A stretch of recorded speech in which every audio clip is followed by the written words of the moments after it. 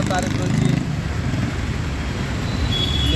నేటికి కూడా తన నిరాహార దీక్షను కొనసాగిస్తున్నటువంటి బైరి ఓంకార్ గారికి మద్దతుగా ఇవాళ ట్రైబల్ స్టూడెంట్స్ ఫెడరేషన్ ఆధ్వర్యంలో పూర్తిగా మద్దతు తెలియజేయడం జరిగింది.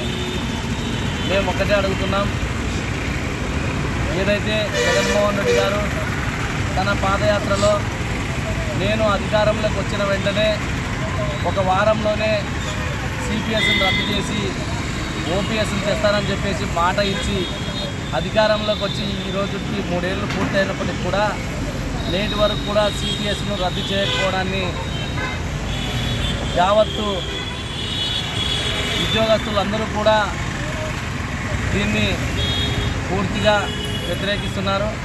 ఇప్పటికైనా జగన్మోహన్ రెడ్డి గారు తన ఏదైతే ఇచ్చిన హామీని నిలబెట్టుకొని ఉద్యోగస్తులకు న్యాయం జరిగే విధంగా తన వంతుగా బాధ్యతగా తీసుకొని సిపిఎస్ను రద్దు చేసి ఓపీఎస్ను కొనసాగించాలని చెప్పేసి మేము డిమాండ్ చేస్తూ, ఈ ప్రభుత్వము ఇదే విధంగా తన విధానాలను అమలు పరిస్తే వచ్చే ఎన్నికల్లో ఉద్యోగస్తులే తగిన బుద్ధి చెప్తారని చెప్పేసి కూడా మేము హెచ్చరిస్తున్నాము.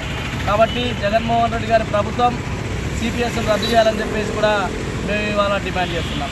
నా పేరు చంద్రప్ప, రాష్ట్ర అధ్యక్షులు tribal students federation state president Kurnool.